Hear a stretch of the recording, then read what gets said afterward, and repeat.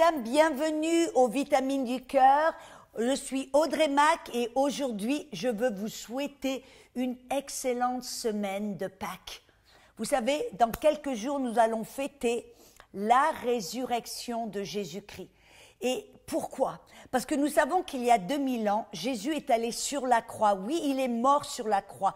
Il a versé son sang. Amen. Pourquoi? Pour payer pour tous nos péchés, passés, présents, même futurs. Et il est allé en enfer. Et là, qu'est-ce qu'il a fait? Il a mis son pied sur le cou du diable. Et il l'a dépouillé de toute puissance, de toute autorité. Il a repris ces clés d'autorité que le diable avait pris des mains d'Adam. Amen. Et il veut nous les donner. Et alors, ce jour-là, Jésus est sorti du tombeau. Vous voyez, c'était un tombeau qu'il avait dû emprunter parce qu'il savait qu'il n'allait pas y rester très longtemps. Et le troisième jour, il est sorti de ce tombeau en puissance et en victoire. Et là, il l'a fait pour vous et pour moi. Pourquoi? Pour que nous puissions vivre une vie de résurrection, une vie de puissance. Et vous savez, très souvent, j'entends des gens qui prient, qui supplient, qui demandent Dieu de leur donner plus de puissance, de leur donner plus d'onction.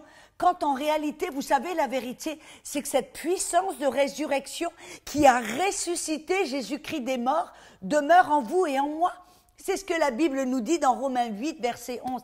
Il dit la même puissance qui a ressuscité Jésus-Christ des morts demeure en nous. Et si la même puissance qui a ressuscité Jésus-Christ des morts demeure en nous, alors il va vivifier notre corps. Et j'irai même un peu plus loin. Il va non seulement vivifier, donner vie à notre corps, mais il peut aussi donner la vie au corps des autres. Vous savez, nous sommes appelés à prier pour les malades, à ressusciter les morts, à délivrer les opprimés, à prêcher la bonne nouvelle dans la puissance du Saint-Esprit. Et ça se fait au travers de cette puissance de résurrection qui demeure en nous. Elle n'est pas là partout en haut, elle est en nous, en vous. C'est déjà là en vous. Mais vous dites, mais moi je ne sens pas, je ne sais rien, je ne sais pas comment. Je ne vois pas cette puissance, je ne vis pas cette puissance de résurrection. Alors vous savez que Paul nous donne une petite recette. Il nous donne la clé pour libérer cette puissance de résurrection qui a ressuscité Jésus-Christ des morts le troisième jour. Il nous donne cette clé. Comment? Que faire? C'est dans Galates chapitre 2 verset 20. Paul nous dit, il dit que nous avons été, ou j'ai été crucifié avec Christ. Ce n'est plus moi qui vis, c'est Christ qui vit en moi. Et si cette vie, alléluia, que je vis, je la vis dans la chair, par la foi dans le Fils de Dieu, qui m'a aimé et qui s'est livré lui-même pour moi. Qu'est-ce que Paul nous révèle?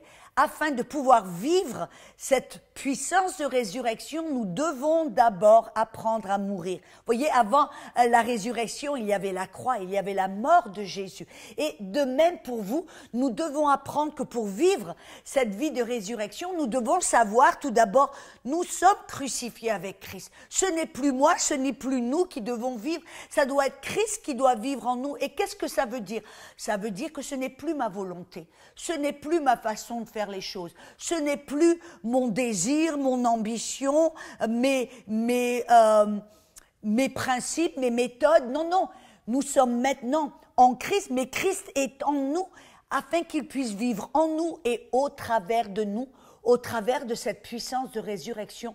Nous devons d'abord fléchir le genou et nous devons dire ce n'est plus ma vie, je te la donne, tu es mon Seigneur, alors je vais faire ce que tu dis.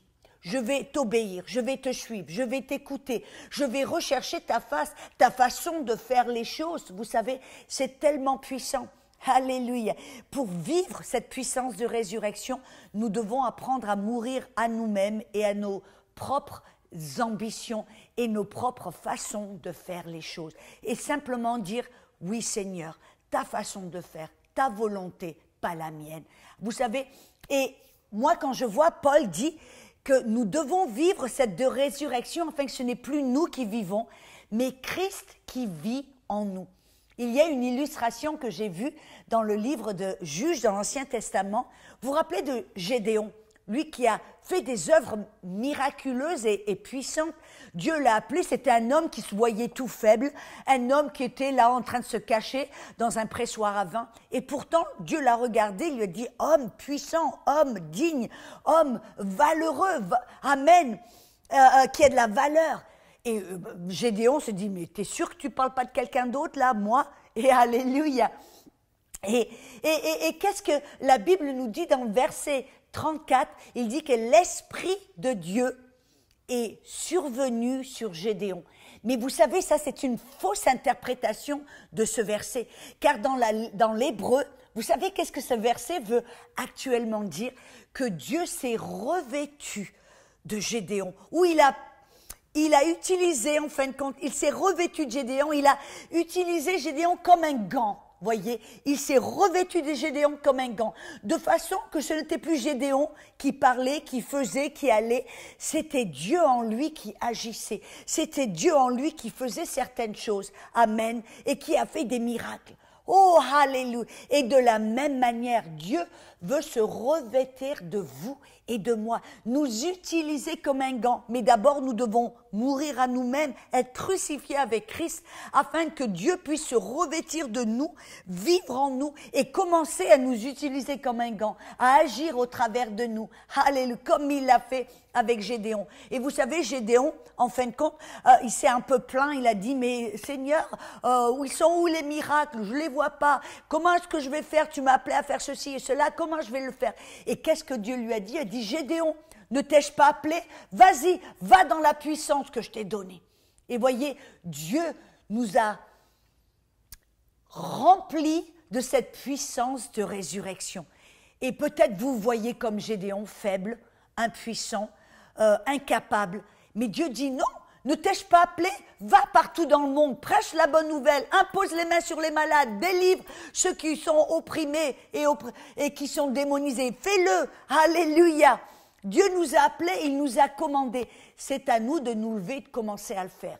Et vous, si vous voyez peut-être incapable, impuissant, voyez, ça commence avec accepter cette vérité, que cette puissance de résurrection demeure en vous éternellement. Et comme Gédéon, vous avez simplement besoin de le croire, de l'accepter, de vous lever et de commencer à le faire. Osez imposer les mains sur les malades, osez ressusciter les morts, osez faire des miracles et des prodiges. Osez le faire car cette même puissance de résurrection est en vous et est en moi. Voyez, moi, quand j'ai commencé à voir des miracles et des guérisons dans mon ministère, c'est parce que j'ai changé ma façon de penser et j'ai accepté le fait que cette puissance de résurrection était en moi. J'ai dit oui, d'accord, et si c'est en moi, je vais me lever et je vais le faire.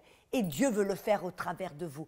Acceptez-le. Je vous encourage à méditer sur ces vérités. Regardez cette petite vitamine du cœur. Regardez-les sans cesse jusqu'à ce que cette vérité aille dans le plus profond de votre cœur, que ça devienne une réalité que vous allez vivre. Parce que c'est ça la volonté de Dieu pour vous, de vivre tous les jours dans cette puissance de résurrection. J'espère que ce message a été une bénédiction pour vous. Allez, osez le faire au nom de Jésus.